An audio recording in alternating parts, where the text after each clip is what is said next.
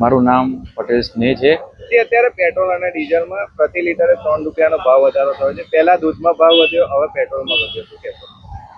પેટ્રોલનો ભાવ તો અમને ખબર જ હતી કે વધવાનો છે, પણ દૂધની અંદર જે રીતે ભાવ વધ્યો છે, મધ્યમ વર્ગના પરિવારના આ ભાવ કઈ રીતે પોસાઈ શકે છે? તમે શું કરો છો? હું અત્યારે હાલમાં અભ્યાસ કરું છું. રોજ બાઇક ઉપર સવારી કરો? બાઇક પર જ સવારી કરવાની હોય. તો અત્યારે જે 3 રૂપિયાનો વધારો થયો છે, શું કહેશો?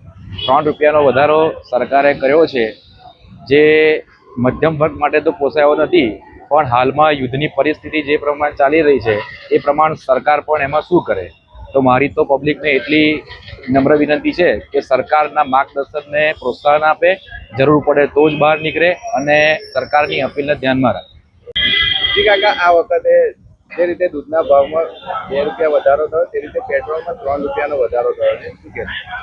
આ ભાવ વધારો એક રીતે તો ઠીક નથી, કારણ કે આજે મોંઘવારીના અત્યારે જે વધી જાય છે, હાલમાં જે કંઈ 10-12 હજાર રૂપિયા અમારા જેવા કમાતા હોય મજૂરી કરી, અને આ પેટ્રોલ જે ગાડીઓ અમારે ફેરવીને એની પર જ અમારે કામ ધંધો કરવાનો હોય, તો પછી આ અમને પોસાય એવું નથી.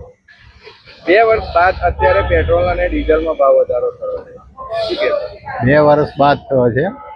2 વર્ષ બાદ થયો છે, પણ યોગ્ય નથી આ, કારણ કે આ મોંઘવારી જેમ જેમ વધતી જાય છે એમ અમનાર લોકોને તો આ પરિસ્થિતિ જે છે એ યુદ્ધના કારણે થઈ રહી છે, તો આમાં તમે શું કહેશો? યુદ્ધના કારણે થઈ રહી છે કે કોર્પોરેટના કારણે થઈ રહી છે એ આપણને ખબર નહીં. અત્યારે યુદ્ધના કારણે થઈ રહી હોય તો પહેલાંથી એની વ્યવસ્થા કરવી જોઈએ, અને જે દેશ જોડે આપણા સંબંધો ના સારા હોય એમની જોડે સારા સંબંધો રાખવા જોઈએ.